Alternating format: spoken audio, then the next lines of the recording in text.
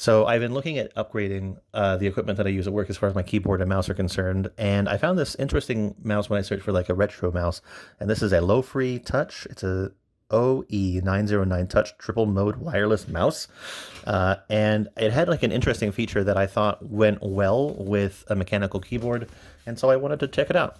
So let's get this open here.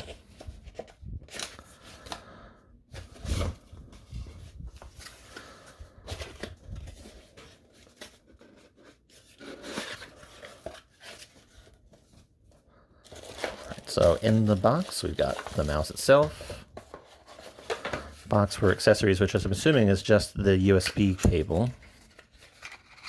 Also, actually like a nice little braided cable, USB-A to USB-C.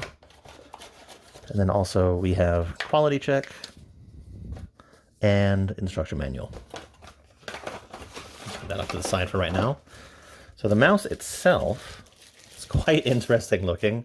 It uses what looks like mechanical switches as the left and right click, and it's got like a sort of separated wheel in the middle, and I honestly really like the design. I think it's like retro looking while still at the same time being kind of modern. Part of the things that I look for in a mouse are honestly just the left and right switches and like a decent hand feel, and honestly so far this isn't really that bad at all. Underneath it, you have your USB dongle that you can use if you want to use it connected that way, as well as a mode switch, laser, and then your on and off switch as well. On the front, you've got your USB-C cable for charging it or for just using it in a wired mode. And then on the top, you actually have a display and a selector button. So if I turn this on,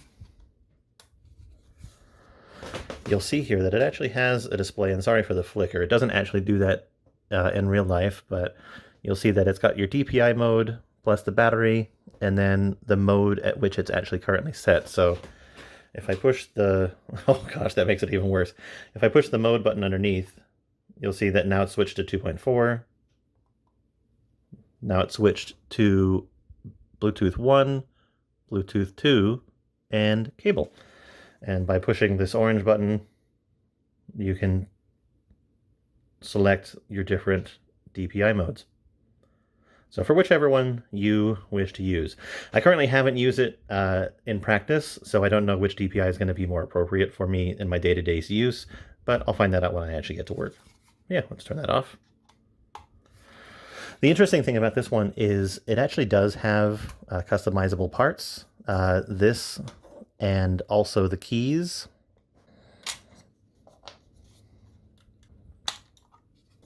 So the back and the keys can actually be removed because I actually sell style packs for these. On the actual website, you can purchase them with a different style design. But I wasn't able to find on Amazon, which is where I actually picked this up. I wasn't able to find any replacements there. Sorry, I had an additional light on to capture this, but I didn't find any replacements for this there. But I wonder if I'm actually able to make them myself if I was to mold them and make them out of resin. But either way, I thought that it would actually go quite well with a new keyboard, and I liked the look of it. So the keyboard, just so that you can see, because I decided to go with like a themed mechanical keyboard, I thought that it would sort of fit in with that sort of retro vibe.